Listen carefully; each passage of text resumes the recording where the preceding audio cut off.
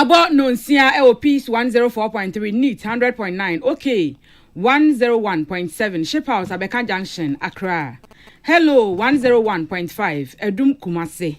Afe affiliate stations or my Ghana hanu machine bench ye won mu nyina efa ensem ni bi ato apetin e wo montene so e de amawa peacefmonline.com ghana-today.com so ye kuchi ensem ni bi wo brofo kasem de agu ho no mama wo te brofo anu ebrechi afa ho no na ne wakaken kan ni say simple kra na say wona wo kɔ no. This way chocolate drink, best point savings and loans, best assurance, best pension trust enyumaku adawoma special ice mineral water enso ka ho bi womo akayeto esi adwai so eme bekenkan ensem no e de amount Ghana this week enti ensem a akayensa no ye bekenkan de amamo kane afei ni ye de ensem ahodo e de so mu wo ye kase ebomu na wotwe mu ni nyina no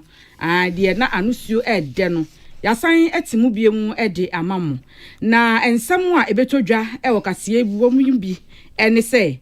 Enrada ni nyina enim say ye International Women's Day celebration na je say e da ye to de si wonum e de hye emma animunyam e de abom ma so na ye de adam ma so say wom abom ho so e wo omansie e na afen so amemu ensem enyina emu na eno e na anam so ama wode ensem akọ e de ama ma say wom mom so na wom fom ho enhye amemu ensem se na be ya e be pem oman no akonkan.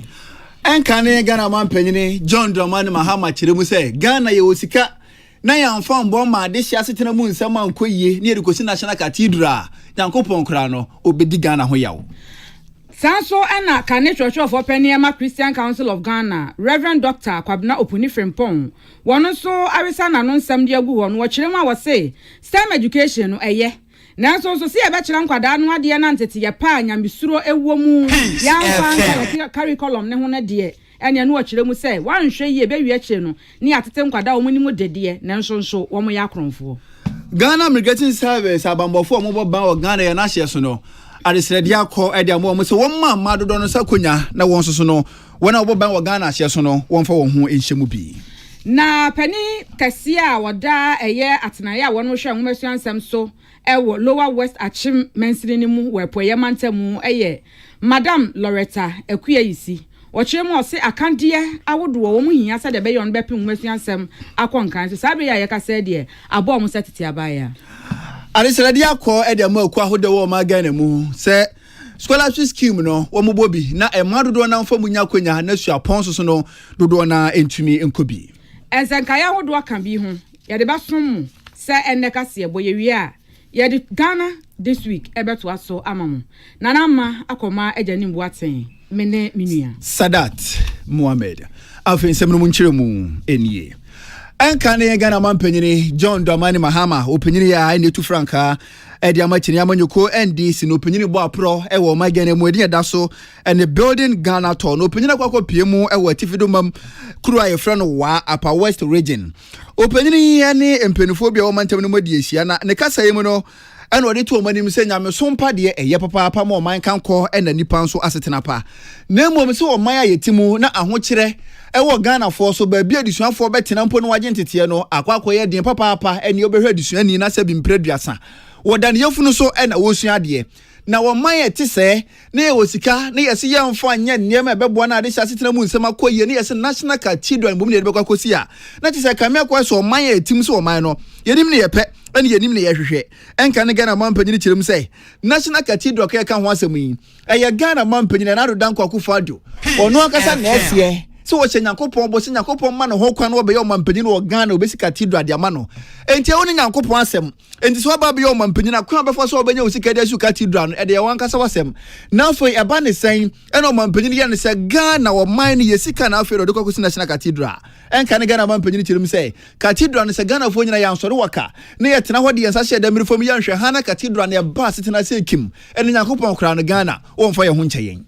If he won the election, he will build a cathedral for him. And so it is his personal pledge. And if he wants to build it, he must gather people who support that conviction to build it.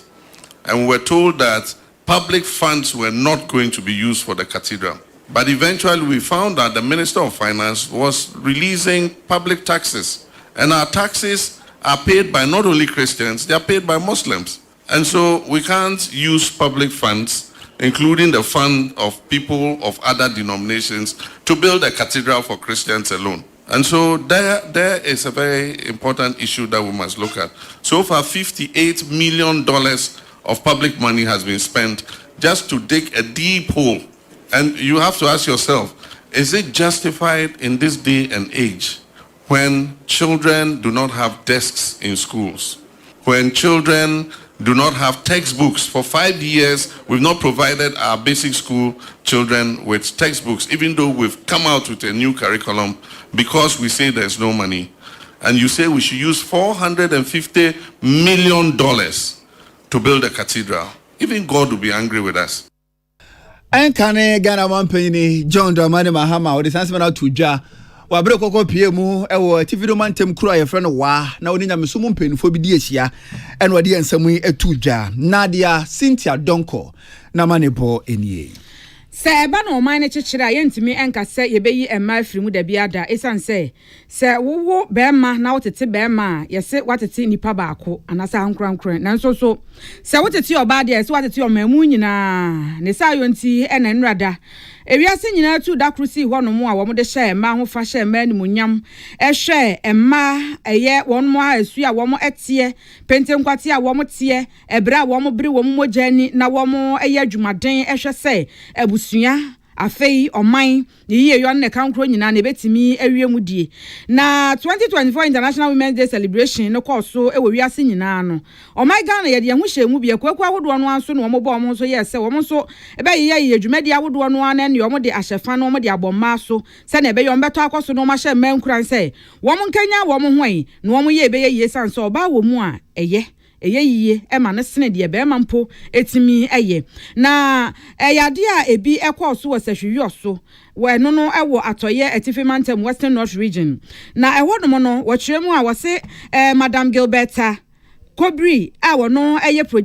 project officer Emma Friends of the Nation and wo mo hwe eye ma dwumadie no eba so ewo honom wo se wo mo efa akwanya no so no mo de ahyema nkura ahye mo kutu pase dia be ma ye ebe ye yie no oba so ya eno so betimi ayeye enti mpempi no ano asa eba na memu nsem eba na ebi amamre ne amane nsem ye pekanini bi na ebi a wapusu nyaka na ebi a wahwese ne ama betimi akoyie ewo saafa no a na ase oba oya tiada enam abemubuo nsem bi a ebi a wobeji edi every mema ho anase ebi a ne pani ho ana na busuafo ho binti nanso so kanena ne yeka se ebi a woba ne dabre no anase ne ginabre eye jade enne yam se sa Emma ebom ho so ewo mansie mu emma ebom ho so sikasem mu emma ebom ho so amanyosem mu etu ye oba no akanya ho no so awe se dibra wodo ya akanya dibra no wo so bepre no akwa konya se dibra no e de apem wabrabo ensem e de akọ enkan ACP Mrs Fanny Buache Serio so Police Divisional Commander wo ba be ye special guest of honor e wo dwumadie no ase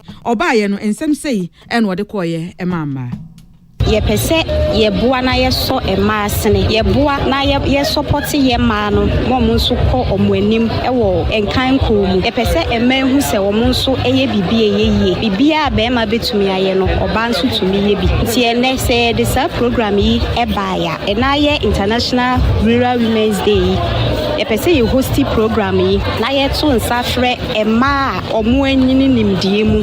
akukudam ema akukudam a omo ka bia ewom na omo de futuo ebre ye nkrofo a ye ne omudi dwuma ewo sui ne ahokwa empatemu nti se na ye hosti program ya otayenti a ye hosti program yi na ne se ye pese ye hu se emanso ye bia eye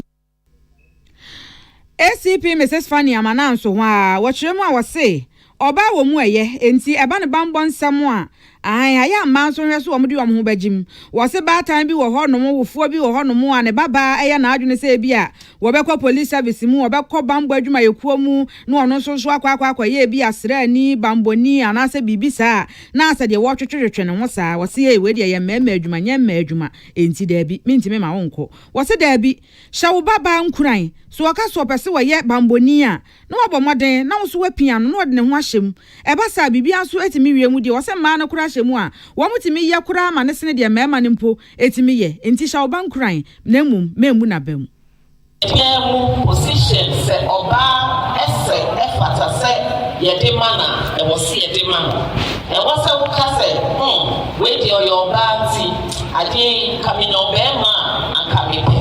emre bebre no eya yeyi ema kwenche ye ka se o wo be fa be obey obenyim obepa kohwe ni ma obepa kohwe ni kuro enti ejuma e wo se ye bi oba si ano no ne yeyi na tena chen ni afọ bema afi International Women's Day ye se ema nyina enka dwumadi bia ACP Mrs. Fanny Buache Serioso Police Divisional Commander wonu begina musa special guest of honor ewo International Women's Day celebration e course wo Serioso no ase eho ene odi nsem we nyina no tudwa Natibongo Liberty FM Serioso yama ne bofo oton krafi wo no maye na de nsemi esom ye International Women's Day dwumadi awiase nyina ye ne se afibia mu no obenim bosome ne de to so ngotwe yemfa hyehyɛ so na yemfa ndi ma ho nkomo kwampa e befa so e beboa na emman so tima kon kan ewo asetena mu ene yedai ba so ne wiase nyina ahye ho fa Ghana yenso ahye ho fa bi yenjaja ya ho yamfa ndi agro na Ghana Immigration Service mpeni fon so hwe ya obu odwa na wode kasa ye fa International Women's Day dwumadi no eho dwumadi ase no ene owura Isaac Owusu Mensa openyi kokopie mu ewo Ghana Immigration Service adwumayeko no mu a we Deputy Controller General ho sika ho nsem so wo kasa odwumadi ase kasa dia tudwa ne kasa mu no ena wo tirem se mpempe no eba bambo adwuma ekwa hoduo mu a ema no de bread mo mo no obehwede na kyese ye do ma kyese mantwa ye seda mamma ni mfiradi emwa ma ne titiriu ene Ghana Immigration Service adwuma ekwa num sei eni abambofo ye tado mo kwa ahye so awia anopane anajo so onkohwe na ombo ban Ghana ahye so no ntan hu ma eye mema nko a na ebema so na eye ya denti na oba ya entumi enye yi ogina so na wasere mpenifo se dwumadi ahodo ye di nyina no ye mama konya na man so no a ebeben like I say, a man, yes, someone will say, na edwumadie bia de bebo omo no omo popo omo form who shame official team of the celebration inspire inclusion. That is to say, a man yem form can be bia ho yen you omo free nti eba border management say ye hwe so borders ni and ade na a man wo edwumadie kese ewo mu eba intelligence eba surveillance eba edwumadi a immigration din nyina no emma wo role and aso mo twaka bi a wo mu di e de aboa ye mema it is encourage na me hye wo mo nya o madwire o mo si o madwire pi say edwumadi bi a ye be ye wo immigration mu no o mo be kan o mo ho abomu na yama Ghana Immigration Service afane ntoma perfra ya boa o man Ghana akonani eno akire no ena owura Isaac Owusu Mensa sadia pisu biem se oba Ghana Immigration Service adwumayeko no mu a ene ema be o ha mu chichemu aduana 40% na wo ye adwuma wo me kire se o mu kai ma papa na de aka nyina no ya de sere de se man so wanyere wo ho na di bra hodo a wanya na okrokro mu onwumeko ahodo mu no eni mu ntimi mbranyam first director no or your immigration officer no your ba enti ema ye bebre enti service na ye wo mu sesia no ye ne mma ne nyina eni aka bo mu ne ye bua ma Ghana Immigration Service afane ntama pa for ema o mu adwuma no mu no medu aka say ubu o hape for broadcast percentage I because say ema ne be almost 40% and I say ubu mu oha mu percentage a man e be 40%. We mean say man no omodoso. Ora Isaac Owusu Mensa openyini we Deputy Controller General Ghana Immigration Service nene ena etwaguye. Kani General Secretary Emma Christian Council of Ghana Reverend Dr. Kwabena Opuni Frempong na odi adesrede eto eye adwumaku a wonmo ehwe enhumasuansem so Ghana Education Service ena afen so asoye ehwe enhumasuansem so Ministry of Education wode to omanim say eye ye curriculum a ye de esua ade wo sukuu so ahodo mu no obenya enka yemfa moral values enso enka ho na moral values de ane na okasa e de afa entity ye pa nyamesuro ewo mu wosisi ye de ka ho a ade e beboa de suafo de yie pa sane be ya STEM education a aban no edi nani asiso asisi an wo pia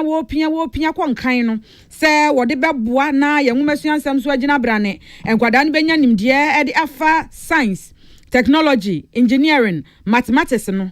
enkwa nkoba se ye betete nkwada ne bewie obenya nimdie abaya pabne no wabia wo hia je se ye ne bia enye ye di jagu ne so kura mpo a wonto menyo da no efe bewie kire na wanya sa nimdie no awie no na ya tete no na efe wababa ya kromfo amambofo ni nyina no wo kire mu a enye enu nti no no de wo sere se eba no moral values a yemfa nka ye curriculum ho ni yan kire nkwada no emfa enka ho ye the STEM education na kire wo mu ni ye de eno so eka ho a ni nyina ne betimi aboa wo se enne yade ba ko a ha Ghana pa yie ewo abadwuma eku ahodo mu eye pesami nkumnya ketase hye kankan ni dwirim ye wiye sika ewo abadwuma yekuo mu ye wiye sika na ye hu ni nyina no betimi aka so obi ho mu a kyese wabɔ ni wuodua fere ye ba akokura ni nani so eye ne se adwuma ne ya aban de ente ne miwia bi ya mede se miwia omamba pasa de onwene ho kura enti se be sei ni din yo ebe ye ne dan yo emfa ne ho kapre ba kura ni nyina no wo kire mu a wo se eye entete ya pa bi ene nyamesuro bi ani nipa nim enti na bi okokofa position na se oye adwuma e wa ban adwuma yekuo bi mu a na che se wo bokro no saa no enti se ye de saa niama no ehye ye curriculum ni mu a adesua anasa ade kire enyina akoso e de ma adesuafo na eyade a ebeboa yie pa enti wono mo enwene ho saa na omofa enka ho Reverend Dr. Kwabnopu ni frimpon de nsem we nyina no tudwa ebra Reverend Dr. in Cancer Chairman Saint Memorial Public Lectures ekoso ewo Kibi Presbyterian College of Education wono mo a tipoba na wo mo ejina so ne say critical tool for reshaping the youth for Ghana's socio-economic development. Ronibeka say conduct and behavior must attract national priority. Say suban papa ewo ye dwuma ye mu no esa ededi anya say ye bubugu so sa emwa ye na fenso ye wura ene empanifo ehwe nwumasua so no omo boa bibi o ha na ye fra no STEM eye papa ye wura ohwe nwumasua so no wa ye model STEM secondary schools ewo regions ni bia eboa na nso se de yadwi nyina hwe STEM science technology engineering mathematics na ye hwe suban a say no obinya sa engineering eniam ngumasua na oni suban a oye kronfo oye atete ema omen wode ne kohwe asase so obeye galamse wonti ne yesre ne sa STEM no de yenye no broni sinke yemfa emba ko enka ho yemfa morality suban pa enkire kire enka STEM no eho eno ache Reverend Dr. Kwabnopu ni frimpon ekire mu a ukukwa konsori ahodo mu a asade a mpempe no asofo ne dodo no ani mu kire tight enye wo prichi a wo beka brofo awesa brofo ekotwi ko bata ko breman ba ye nyina edu tight ya wo se interpreter ne ntwen wono abekire na ade interpreter ne ntimi nkire mu biem eti ane eba tight wo bekire mu a siase a ko bedome aso oba ne za ade no ntua tight ya bonsam bebo awura ne sika mu akwa wi ana aje se sika kwa de wo nya biem enu no wo kire se wo kire fa tight ho no na wo bɔ modern se subampa enwo ntete ya nso wo de bekɔ de ama wo sɔre ba enti wo kire no nso e de fa saa niama ni nyina ho no na efei eba na tuotu ya nso ana wo kire wo mo na eba no mamba pasade nso ana wo sɔfo no nso wate agina na ni nyina no wo kire se eba saa pɛ yade ase wo ye adwuma kora wa ba adwuma yekuo mu ba bibia na obehu ne ho a wo ye adwuma no obehu no se enisa me bokro no enisa me ye ne omabone a ebegija oman no ebetoto oman ni sikasem ase na ni nyina no atimi aboa oman no so ekankro ene nimpuntuo esem se nipa wo ho a wa fa uti eye adwuma uti eboa no manya adwuma na di wo ho nokre di nyame nokre adwuma bi a wo ye no anya se sabi obi di aba gina wo so police di tuo gina wo so de a obeya de papa na se obi a nhwe wo de a ene wo ne papa ntem asamayira na eno na wo fa se no a ye adwini ye mabu ye daachi ene wo meyi empuntuo no anya bi a sa Presbyterian discipline adwene no ebetumi aboa yen eno ne asem wo bisa na yesusu se baabi a yedi bibi aba yen obroni beka public service nipa bebre se obeye bibi a adwuma abosumi kura so etua ne ka no brofu bi a ye ne se what is in it for me se wo file koto nanim se wo ye bibi ama na ewom se abosumi so na adwuma otua ne ka na nso se wa mani bibi a onye Kane Church of Penny former General Secretary Emma Christian Council of Ghana Reverend Dr. Kwabnopu ni frimpon nene enono yamani bofo Michael Akrofi ene de nsemi ebesomo yen Addition for the Dronano and the one crata, Aquacoto, Regional Maritime University for Apono, so I and so on condo. So, Bishop Ponumu na obagentity. Na Pinfogina, so I am Mambrania, money addition for the doing ano, or day adio muscunumu. You may dare see no and opinion of a Vice Chancellor, Dr. Jethro W. Brooks Jr. Okasa. Now, Dr. Kasa Emono and a witch say, a who be here, say a ma, do one quenya. Na a bishop pomo disua wonso ni tiru ho ehyemubi na e kamia kwa se e bishop pomo disua ne ba bi e tire mass pa no ene obekọ na school kakra e ma wo mukra mu 20 e mampe na nia e ma so betimi do mo ha hyem na abo adodo na asoso no obehwe na chese school fees aye twa ne school fees wa enti mo fra dodo na wo ye ma no obehwe na no so ayi o masi nchen enti be ko school sa hodo na dodo na e kwa ye mema e ma de omunya konya enkonkosua de bi na when Dr. Jethro W. Brooks echere mu se hu behia se nyuma kwa hodo o ma ga na mu titiriu ene abande no omu bie scholarship scheme ense chiba mo fra hu omu school hu kanyina na be fa ni free na aboa na e ma dodo na nya konya na wakokosua de osuapon hodo a e wo ma ga na emu.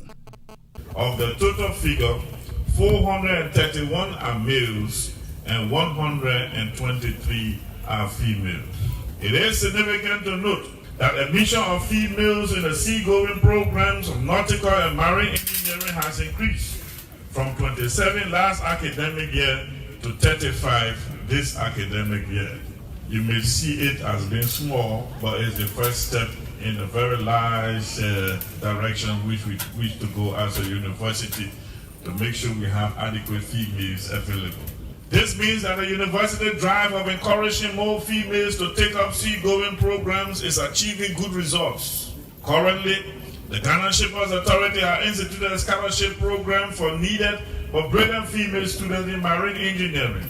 While thanking the GPH,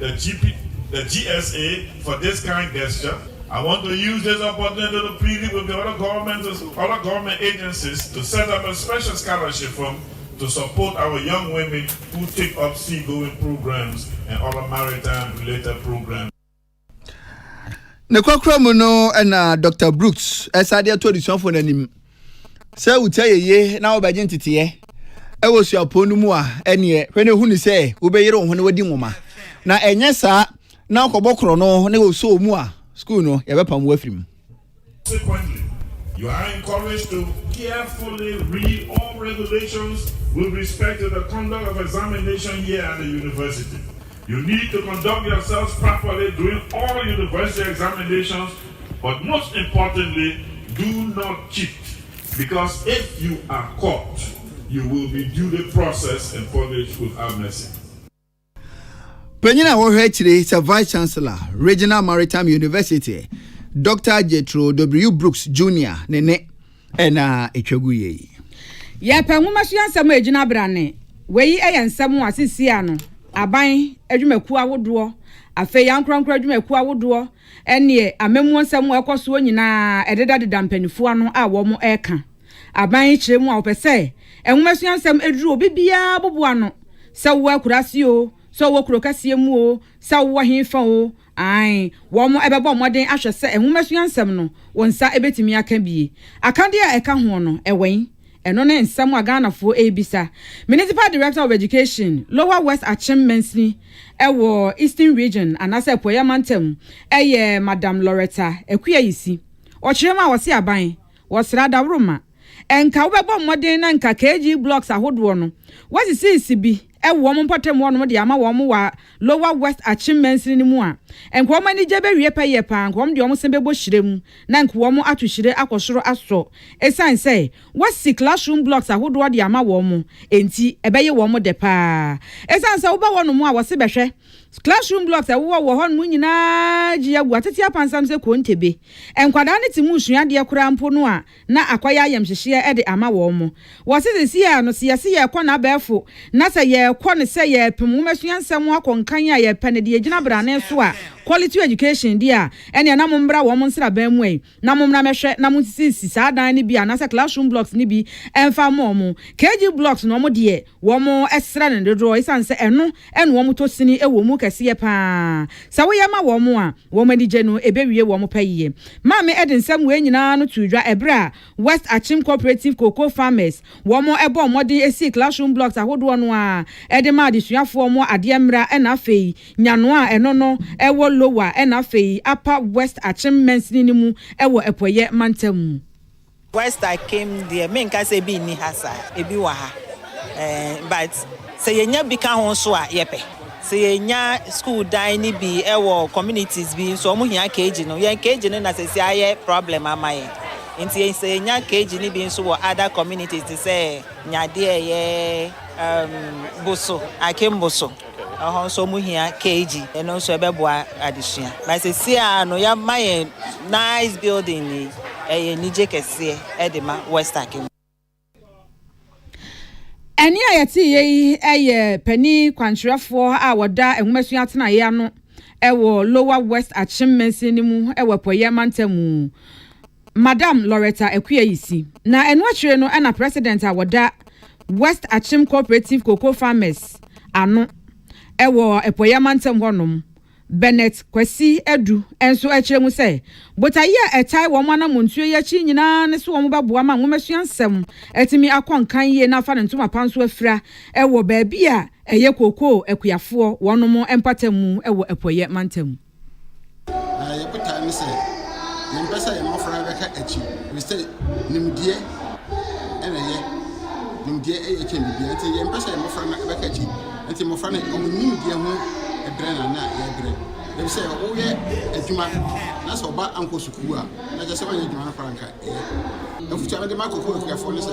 ajapade pa o de betimi ade agya wo ba eye ho asua dem say ba se ba bia nimdie ni no me ma yera enti nimdie de o ma ho ma nimdie ajapade kese pa a che se wo do kokokura ni agya eni ayati ye president a woda West Achim Cooperative Cocoa Farmers ano ewe poye mantamu Owura Bennett Kwesi Edu yama ne bofo Jesse amankwa ene de ensemi eba bedan ye ebegina we so ni ahome kase ebo no so ye ba ensem de to dwa na wotwi mu na emu ohwa mediti no ya bobo so e de mabona ansa na no adwenkyere bia mode afa Facebook Crespo fufuo ne de na mede efrase Crespo say e ma de hu hia papa e ma hu hia de mo ma chekere o man kan ko no o man puntuo se ada sabetu mpa ayedodoa se ne twede ampanyankopon kai se wiase ya so ya se ndore se po anu anwe a e be firi ma so na empa so so be yeda efiri ma san so na nkomo be yeda efiri ma enu nti e ma de enu kwasi esi o mofom kra enu nti ono ne yiri sei Florence o se adodo na fe na brefi o se ogina so na wa chia ne yire ne mamme anti ajoa onsoso ne ncha so konkonfama master planner junior kentampo so die nie Wasi Professor Jena na Opoku Ajimaya. Wobo enka nega na mampeni JD Machidom no. Dada na. Ensa dada na no mude gutu afufurum. Omo fansisa bia magana intigana fo momomani ena ho. Evans obuase eno ono so di we ababetumu. Wasi second class officer Abibal Hassan obuase local prisons. Wasi nakopon enhira obebri. Fantastic weather force. Se hwasanyo ne so. Wasi Dr. Baumia eno ono na se oyemeti no.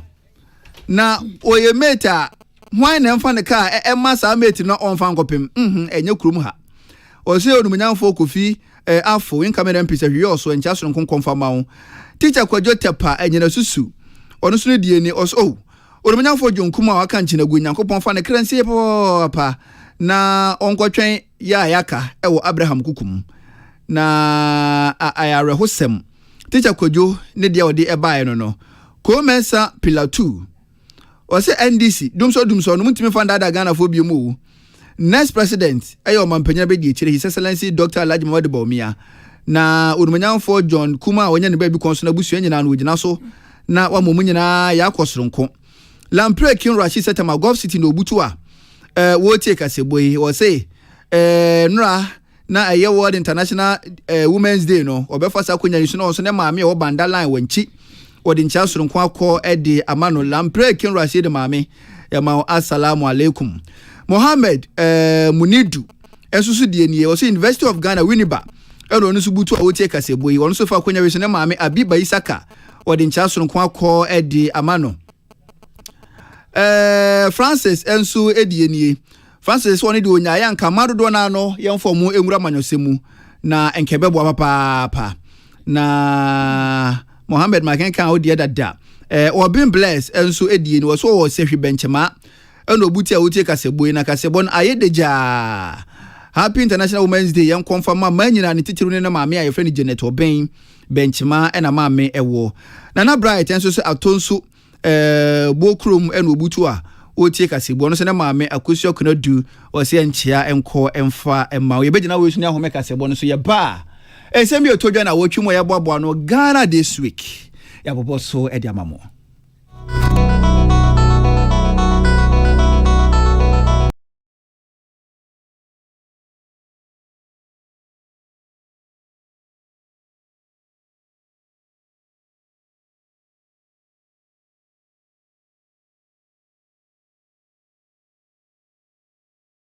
God's goodness. Join us on Sunday, the 17th of March, 2024 at the Oil Dome, Obechabi Lamte, as we are honored to host the exceptional talents of Dr. Kwesi Mreku and Tokozo Mbambo, Nasi, Perez Music, Kobe Mante, and CC Beidou. The time is 4 p.m. Brace yourself for an unforgettable evening filled with soul-stirring melodies and uplifting ministrations, a musical journey that transcends time and space. Secure your seats at Community 11 Shell, Airport Shell, Bachuna Total, Royal House Chapel Ahimfe, and Community 8 Shell. Rate single 50 Ghana cedis, double 80 Ghana cedis, VIP 200 Ghana cedis. Online experience $10 or visit www.newwineconcert.com. Ticket hotline 0205 000 565 or dial star 389 star 777 hash to purchase your tickets. Sponsors PMMC, Total Family Health Organization, eTransact, DDP, Mist Mineral Water, Pitch Pedal, Simple Colors, Serene Insurance, Tank Palace, Africa World, and New Line Extra. Media partner, Peace FM. Tune it in, turn it up, Peace FM, and rip off the knob. Ghana this year mamunyina akwa babie masumdwefie Peace 104.3 ena masugusu amuti anwumere kase yebo ne yekenka de amamo nsem bi etodwa na watwimu nia emu ohwam na editie no eni aboabo no ede ebesomwo ya to ne din Ghana this week. Se Ghana for bekaya na anum ho ena Ghana yemfa ahudie ye hye ho fa na dwumade ne kase ya pa de ba so ewo apoemantamu na Ivory Coast mampanyini Alhassani Ouattara de ne mo nyamba bepie mu ewo dwumade ya sebi na mekobi mankan bi de wan kompan keye eni to panyini kasaye ne kase mu na wo tirem se ohwe o my Ghana asunja ye kuramuo na ohwe ya mamre ya mane ye sunu ye ban a edanso ewa bibire mu nyina na abibire mu so ya sunja ye kuramu no Ghana edi mu akwotene papa papa nti ogina so na Ghana mampanyini empedu bedi Ghana ni mu nyina no wadomase. Challenges at the global level with COVID, the war on Ukraine, and obviously in Gaza and Palestine. I would like to thank you for your commitment to regional economic integration as shown during your tenure as President of ECOWAS. Yes, you did an exceptional job, an outstanding job, and as the other head of La Côte d'Ivoire mampanyini Alhassani Ouattara ena de ensemi etudwa wabra Ghana aha ya woda no na yehye ho fa ensemi betudwa na wotwi emu na Ghana yasha yefa ahudie awoda ho fa ewo eye omantasema Ghana mu no pomponso ne kase pa ne de yekokoshe no kodua e mantamu Eastern Region na ehonum no mampani na na adodan kwakufu ado Ghana PSC afra pa no ensem bia wode tu dwa ne se oman no nanka ya age agudie na nso so yabo ye ho so yahuri dia den no atra amasisi ya no wo ye emanioma ayeyiye enti wajide se yade akita pata na chi a bibia nso ebekoyie ama micro Ghana We know that technology is a useful tool that we must embrace to make the electoral process more transparent. But we're very much aware that technology also now makes it possible and easier for the deliberate manipulation and propagation of falsehood to influence public opinion. When it comes to free speech and a vigorous media as indicators of a working democracy, I believe we can say we are doing well. Enya eti ye Ghana mampani Nana Adodankwa Ekufuado. Na watwi mu enka ne Ghana mampanyini John Dramani Mahama de nani tire mu ewo man alata mu meche Nigeria.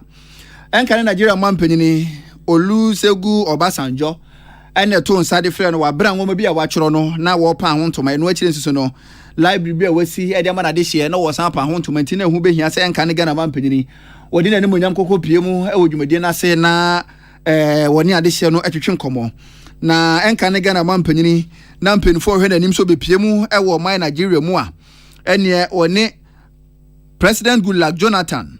ena Prime Minister Meya Motley omunyina no omubere atwamu no omunyina bedi ahia na watwetwe nkomo kwampo abefa so abibiman yenkanko yasumdue Nigeria titiriw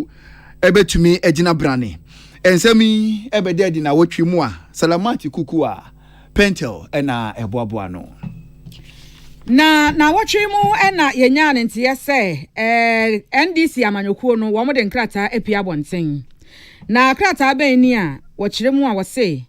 NDC amanyokuo a Ghana mampani dada John Dramani Mahama etu frank ade ama wo mo no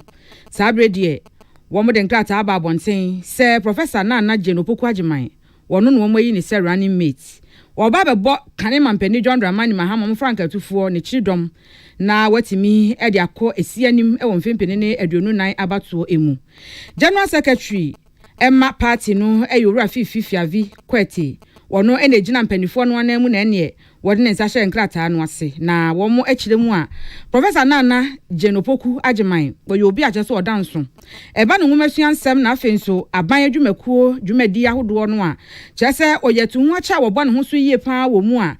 wo betimi aka ne se wo bo owura ye chiridom se de wodi kan ebo ne chiridom kane no a wo mo ebetimi akosi anim akodi nkunim na wono nso wasan aye first female vice chancellor ama University of Cape Coast pen enti ose efata se womo ede eyetumi bi sei esanhye nensa na wobo esanse oba nso wo mu a eye na one yama ne bofo ye ne eye adehye a ewo ogwanmam Cape Coast edwetwe nkomo ede fasa anamontuo ya NDC amanyokuo no etuye emom de nsem sei etudwa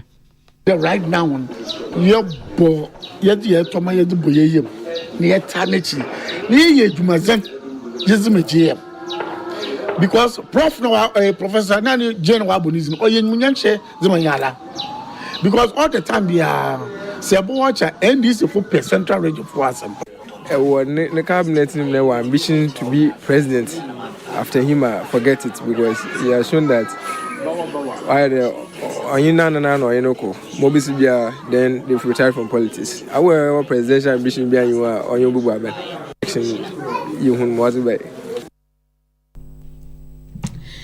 Eni ayati ye head Emma Legal Affairs National Democratic Congress ono ena yate nene no Professor Nana Opoku Agiman NDC mpeni for bodidin se wombo enka ne Ghana mampani John Dramani Mahama chidom no Dr. Kwame Asante opanyini wo kira monyosem e University of Ghana Swapon wo kira mu se prof ni modu papa na wogidi se ni dia o mabọ no ebeboa endi samanyuko ni bebre ye beninga wabobra na hotel no se no fata ade ba gwen ye hwe ne competence o tira dia se ordinary lecturer no ye full professor o ye head of department o ye dean no ye vice chancellor o menhu han ono ni obi odi kan a wa ye vice chancellor o be ye adwuma wo ministry of education ni nyumegu ho obi anim ne ediso eye popularity se so ni pay dodo ni munana men no be jatum se dodo ni pa o tira de university a obroni university ni a microcosm of the country it is all man na nti wudi so ya obet made your man dia so esane se ehwa adwuma no efiase kwesi soro ni nwuma di na achi wo adwuma obeye esane se no ye magane nti Ghana baby obi anim. Dr. Kwame Asasante opinion wa chira manyosem ewo University of Ghana so aponma na watwi mu odi ensem yitu dwa Salamati Kuku Apentel ena de ebesomo yen na professor na Genopoku Agimaya NDC amanyokuo no sisi ade wo mo ayi ne preko pese wombo kanema mpani John Dramani Mahama ne chiridom na wo mo enkosi anim enkonko pritumi enhwe se wo mo benya amamuo no asan abubie mu no yebo moden ane adehye a ewo Cape Coast adwetwen enkomo wo mo adwenkyere efa honi right now yebo ye toma ye dubo ye ne ye tanechi ne ye dwumazen jezimejie because prof no professor nani Jane Wabonism or ye munyanche zimanyala because all the time we are sebo watcha end politics our presidential ambition be you are on your bubu election you hun was by he lost it in her own constituency self she lost it abako god we dukana abako we be dinye nyi mazisi Ghana dominate nti no ye besie no so oboboy because mama sarka yira no meti bia fi de bia biwa onu mo be say ya so eni ayeti ye adehye a wonum ewo Cape Coast na womo adwenkyere a efa NDC amanyokuo no ye womo ayi professor Jenna na Opoku Agiman say wonya running mate enfa ma kanema mpani John Dramani Mahama no womo adwenkyere eno no Professor Jenna na Opoku Agiman NDC fo aboni din na watwi mu mrasebedwafo ye NDC fo ye ma o kirem so wani age ho pa orumanyamfo comfort Ganza gina wona mu ekasai to effectively steer the nation towards progress and prosperity is not in doubt. Her vast experience in academia coupled with her tenure as Minister of Education speak volumes about her capacity to address pressing challenges facing our education system and to drive sustainable development across all sectors of our economy. As female legislators, we recognize the historic significance of having a woman at the forefront of Ghana's political landscape. And this mrasebedwafo a ye ma ena orumanyamfo comfort Ganza gina wona namu na watwi mu a wodi ensem yi atudwa William Gentu ni Manola Kole wona mane bo eno no na watwe mu nso kopie mu amrahye mu ana ensem ba ko o ka ho asem anasa asem ba ko ana wo mu edi enkomo a ene se ehu behia so mehwe o mapomuden ensem yie pa esanse asaya na wo mu adwuma a wo mu ye no ebre edi akire yie pa nso wo mu enya bre emfa mo ho nti wo mu ye o madwene se e wo se wo mu epe ayasabia bi kura mpo o mekakwaje ntechie wo mekakwaje ayarhwe afri wo no mu ensem eni na enu eno ane se yete se suafo abede achi ohwe sikasem so owura Jonkuma fofie anto ata wati nananom wonse do na sa nsemi emrahye bedwani ma asa wase abaton person munyamfo Muhammad Mutaka Bumarak en wode ensem tudwa e emrahye bedwam. If you check the record, you see that right from 2011 it truncated. But the other thing that, Mr. Speaker, I remember even with you as leader of the House before in 2014 thereabout, was that if we could make an arrangement to agree on a fixed amount that Parliament can pay, because there are a lot of private facilities that members are already belonging to, that they may want to be able to do that because they trust those institutions. Eni ayeti emrahye bedwani asawase abanto opesoa no munyamfo Muhammad Mutaka Mubarak na Right Honorable Labankin Osman Agbagben emrahye bedwam chiame na wogusua egbobo hu a wo kire musa ya na eye na yeye pa se emrahye bedwafo ase nioma bi ho mu didi agro wo ma ye wo madwene so wo mapomu densem ne hia wo mu check up de abo mu se de dwonso abo akokọ no ni nyina no ade a wo ka ho asem e wo emrahye bedwam na wotwe mu. But a number of members went through the exercise and knew they were not reporting to any person, but to yourselves. You just go there and go through it. The cost is submitted, the cost is paid by Parliament. It was not even paid by the members of Parliament, but members objected, and it created some problems. And so leadership at that time advised itself not to proceed, but to allow it to be handled by the members themselves. And it's from there that we developed the then clinic now into a medical center.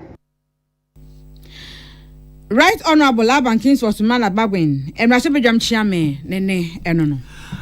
No more, and LGBTQ plus and Hons and Sam Cocoto, my Ghana Mrasabaja fee. Now Mrasabaja Fosi, who generate them say, Abra, Ghana, Yanso so. Now, do one am no Wakika. Same Mrasabaja for no, I want to do my name, so my opinion and Sabashas and one gin this opinion or obey it. A bit of Diana Crano, or my opinion, as of Faso, or my opinion, I know human rights lawyer. On your own penis, one fun and chance, and away now, Madam Cassie and the band Denny. Urumanam for Alexander, after your market to Musa Ghana for Samba Montumbo. Yam Messager for Crono, you see what you know, Messager fear time won't hear when you hear. Only so intimate for one penny, and to one penny and Sankai into Montumbo. LGBT law parliament passed. Well, the process is that when the bill is passed in parliament, it has to be first compiled by the drafting department of parliament. So you know that the bill went through several amendments. It has to be tidied up, and then thereafter the clerk would have to authenticate it, and after the authentication the speaker would have to certify. It's when all these are done that the bill is forwarded to the president. Dom Cassia no bano Danny would mean for Alexander after your markings, and I didn't send me 2 Jana, which you William Game to Nimanola Colley, and I did Ebesmoye.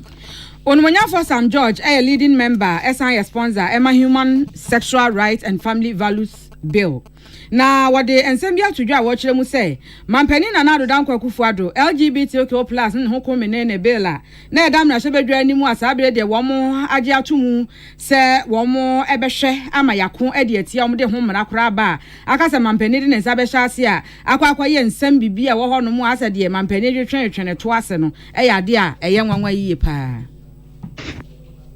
Relative to the family values bill that we have passed, Mr. Speaker, I am truly worried the kinds of friends the president gives. Because the president, Mr. Speaker, my friends will not blackmail me. My friends will not blackmail me with money.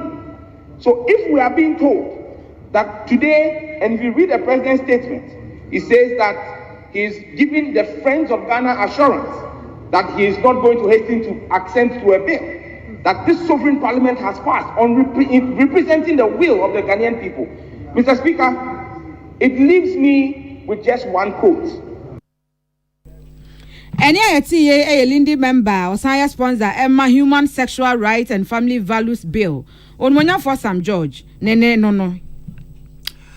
Na Billy ya, mrasebe de fiasi hujina ye. Na ye hwe ni muso mampene ne sabeshasie yi. Openyini beta biri e de akwakopiemu e wo court Batan Supreme Court tiremu se ono so ompene so court hwe na gina ise wo mbon fangu. Na wena na watchi mu Peace FM kase bo.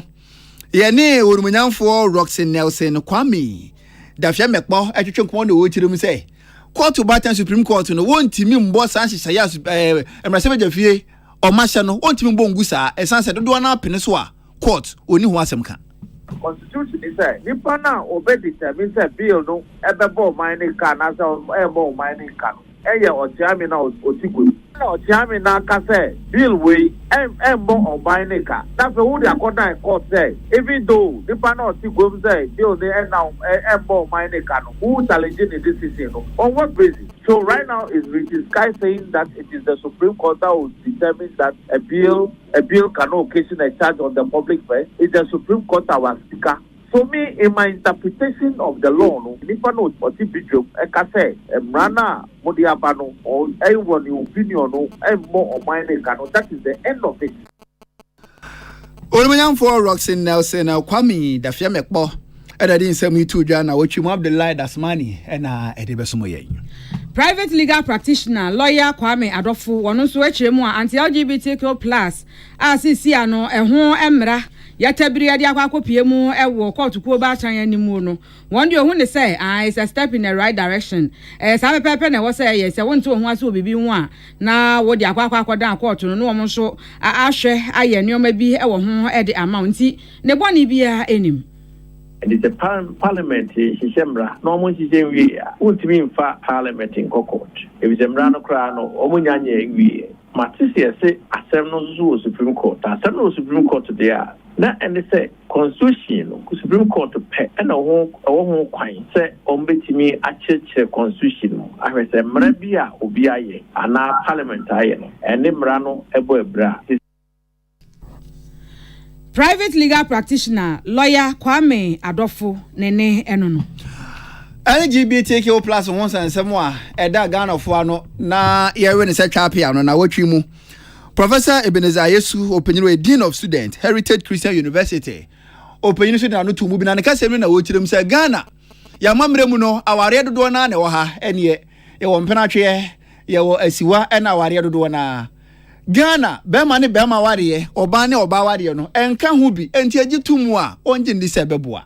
Pain was sleeping and yawa. Nanya didn't see ya mamre and Ghana and Africa na a yende that beat a dreamer. Meaning for my interview for 5 away abomofo of over 102, 103 years. I want to say more kind and say what the children have been now workers and yet you abomofo will not no can. It could do baby I can't walk a higher. Ebi wa osram asama bi no ma won siremu fa ko adne wo si eseso be ma de ni be ma kwose no e ho ye fi obi a mu ho ye fi ho be yi nkenyi amamre nkenkan. Professor Ebenezer Yesu opinion we Dean of Student Heritage Christian University and ready answer to dwa na wotwe emu Emrashe bedwanima efija kwa bre abato mpesto ani orumonyamfo Collins adomako mensa adodo night asane mrani honorable Rasta na wachiremu a wose LGBTQ+ anti LGBTQ+ ne ho komenene no aha nko ndie nko hu ne se eni se kwaye bitisa asa de ye betwe nkofo na so woso yesa nipa no sa akwada bi wo hono ma wo bono a na ebro na ti no ada ababu ne bio na aba no de bona na na ta chese asa de wo de abo odwan ata so wonte he etinka be ya enka ebia ye de mra bi beba e betimi asa kira saafo ni mum enu mum no ya de a ebebo asense ye betwa punishment bi di ato wo no se de e beche ne se wo ye bibi saa no ene wankwadam kura obedam be se firi aboso minsia e de ko ni finhia mi so won so ebeche o se wo de achita pan so kwode ama no wanda mukura no e wo se wo kokodam free mfinhia miensa de ko mfinhia num so ene wo se ni nyina no ehia yempe ekwan pa ye befa so na ye de aboa masafo na sesa sense ye de betwe wo mu aso na watwimu ena oswafo da so ye hwa asase ena oba de ne patwe hu asia so ano Orumenyanfo Samuel Abugina Pokoko PM ewo Toronto obi maso Jumadi sunku bi afa foma gudie tuo ene opanyini de na monyam kopie mu asem na ne kasem na wo kirem se bibifo braso so obo de ne po de adom ye no yetu a ye dane de ne nya bibipa bi firi mu ansa na ye beje mu e de makosi bro ne ye ne sa esan se ye di ehunya. Mining remains the bulwark of the African continental economy, contributing substantially to revenue and gross domestic products. In Ghana, for example, the sector contributes approximately 16% of government income and 7.1% of our GDP. And even after years of mining, Africa still holds some 30% of the world's mineral reserves, with large deposits of green and emerging petals. Orumenyanfo Samuel Abugina po ene din semi tudwa na wotwi mu a Samson Kwame na meche eda mo ne boy free Toronto Canada ene besomo yen na Frankatufo ema Ghana Union Movement gum amanyokuo no ye Reverend Christian Kwabena Andrew sofu chirabosom na dodo na enim se ye de frɛ no wode ensemi akodi ama Ghana de hye se ebe ya enka amanyofo ye nya ato aba ma omo ye yi omo wie pe ye mo moden ne ye hwese ye de mra bi beba no omo akantam se me hyabobi na me betena adwane so na mantimi anya ene ne mo atwa mensa afiri won mu se ten wose eno no beboa wo mo pa ma wo mo asurade no wo mo adi ombo hyensem so esan se Bible ene Quran na wo mo de kantam no ase wo mo se atentehu obi mfa so bie ne so wo mo nsuro kapre bakora ensam nyina sei ene wo kan no eje kikre wo so mo ato no mbeseye etimislo aposifo ewo ma security services no ye jawo ye be koso abo ho ba hwe dan me call London minam street man who say police in bijan no da no say nam say I want to talk to you person no kasa o ka tell me say baby am jina me hwe ni say abi say office for home nti me man sele kwa obeda to ma ye djuma ho o ti me nya djuma eti ni papi efisi wo betimi akọ finance ese de leko ɔkɔ so wanyɛ adwuma nti bia meka sɛ enka me betumi anka yɛ swear sɛ ne ma mekeken Freeport wanwan na nka me ba begina Ghana ban mu aswear ya me pagya me sama so no so na nka maka sɛ de ma kan mentumi anya me nsɛi muntwa ntontwene na ho ɛde ama obia sɛ wanya ibitwa ne nsa paaso anya so a won santia no ne atwa wonam no ayɛ nsa sini no obia hu sɛ obae no na kofa Bible any Quran there obia nim sɛ Quran a book obia nim sɛ Bible so a book eti oba no bɛka no aka to agu ɛyɛ nsɛm de atintim ɛna ɔde kasa ɛyɛ asɛm na ne ti yɛ twa ne timo mu ana ɔde ne kuntin se na mo no na ne nsa de se obetumi adi aduane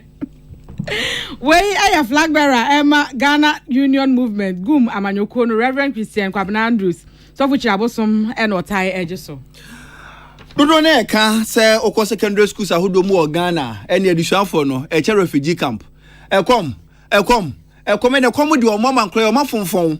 na ensemi beda adi no na wotwi mu opanyi na okasa ade ma adusuaso eye owura kwase kwa tinchire mu se na Ghana for sansem ne kote wen oso wa wunji ndi bia no ko secondary school be o mu na ko hwa ade enduane abuso enti da ben na komode mofra no wa Ghana ya hunu yi Ministry of Education the start a call schools no mu abawiye na botaya na won so ahwe no mu nyina na se ohwe na se mu consensus e ba e wo bia na ho asema na wo se ya ide ani ko hebre bia le ba na ya ma head teachers le headmasters ne 24 ho ma feedback na so we dey Dr. Duchumi so on chances a ye nyina ye si from the unkohwe na ya call no contrary to consensus a wo ho de let us say bia ne ho asem de ye papa e bia ne ho asem problem bia anya de eniko Ora gosi kwatin opanyini wakasa edema additional so ye na watwi mu odi ansam itu dwa Patricia Sefa Fisher na manebo enie Minister designates Emma Local Government Rural Development and Decentralization eyonumunyam format na J Mensa Kosa na ora yi kiremu a se nyame ya adom na emrahye bedwane nya gine tum se kinkin na wo babeye minister prekope Emma Local Government and Rural Development obebo modern na wahwe se aban sa asesam nyina no befa mra kwan so na waje edi afiri ankrankran bi a wo mo amfa mra kwan so en wo mo agi edi afiri aban ne se wana se wo mo etetete so no na wahwe aye ne pepepe na ba bedi aban no abam no mo timidi aye adwuma bia no a esafata se wo mo edi eye appointment committee anim en wo kan sami. I think that public lands or state lands remain public lands. Once there's been no decision by government to relinquish its interest, it remains state lands, and we need to reclaim them back. Until we act, the impunity will not end. If you go to the western region, if you go to everywhere, Accra, it's just being taken as if there's no care. Any ITA minister designates Local Government and Rural Development and Decentralization. Onmonya format na J Mensa Kosa. Nene enono. Empanyifu agara mampanyina bo ndin si entoto na no na bibia koyi a wonbe ya soafo e wo magara mu ba ko. Eno onmonya for Andrew Ejapamesa na opanyina na wotwim kokopie mu e wo appointment committee na nimu ane etoto na no ne kasa ere na wo kire mu se National Cathedral bansi no sika de bia komu papa na osusu se sika na kom entimi ma enti edi bi koka ho na ye hwia fa so beba so a chense ye beka se Cathedral no ye je yato ho. Unfortunately, I do not know the details of the financing position as of today, but it's obvious, I believe, to all of us that the private contribution that was expected wasn't as forthcoming as that initially been conceived. I recall that in the 2023 budget, Finance Minister made a presentation and requested some public funding support to enable us move the project to its conclusion. That was resisted by the House, and so that funding did not go. Ormanyan for Andrew Ejapamesa ena mompanyina boni din si atutu na no na bibia koya won be osoafo obeda kwansra so no anno ena na wotwi mu wode ensam etudwa William Gentu ni manala kole ena baba manibu ya no a wode ebesomo yen ensam ni nyina asi wode bibi to aso amadwenche ni bia aba Facebook no